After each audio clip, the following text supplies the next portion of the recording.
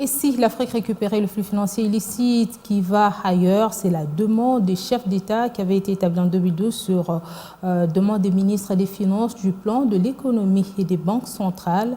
Le rapport, il faut le dire, avait été élaboré par ces derniers au cours d'un panel de haut niveau sur le flux financier illicite en provenance d'Afrique.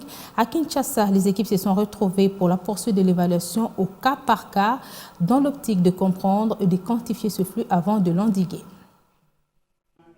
L'Afrique perd énormément de ressources naturelles via des flux financiers illicites. Une question continentale et mondiale soulevée par l'Union africaine qui a donné mandat de mettre en place un panel de haut niveau sur le flux financier illicite en provenance d'Afrique.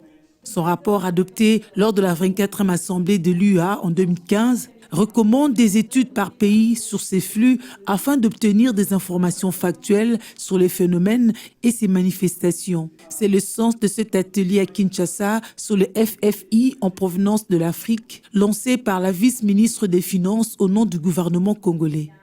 C'est la même méthodologie que nous avons adoptée dans tous les pays.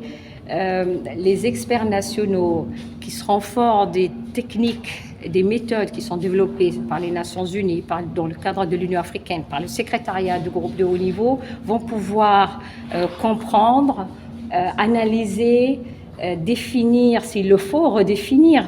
Chaque pays est un cas, et puis déterminer ce qu'il y a lieu de faire.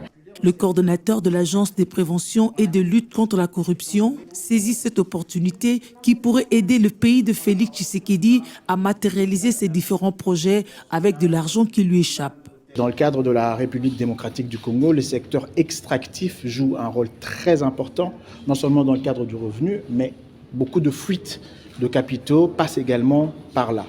Et la corruption sous-tend justement cette pratique de fuite des capitaux et des flux financiers illicites. Présidé par Thabo Mbeki, le panel de haut niveau avait estimé à 50 milliards de dollars américains en 2015 le flux financier illicite annuel. À ce jour, ce montant a triplé. N'est-ce pas de savoir, au fait, qu'est-ce qui part d'ici dans les surfacturations, dans la contrebande, tout ça vous allez voir.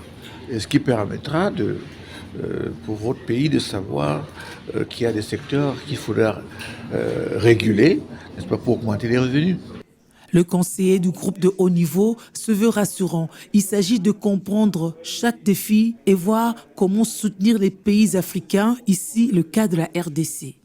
Ceci va également contribuer à la mobilisation des ressources naturelles dans le financement de développement en Afrique et également pour le développement de la RDC. Entre-temps, les Africains se prennent en charge en examinant les différents moyens et les pratiques afin du développement accéléré et durable de l'Afrique avec ses propres ressources.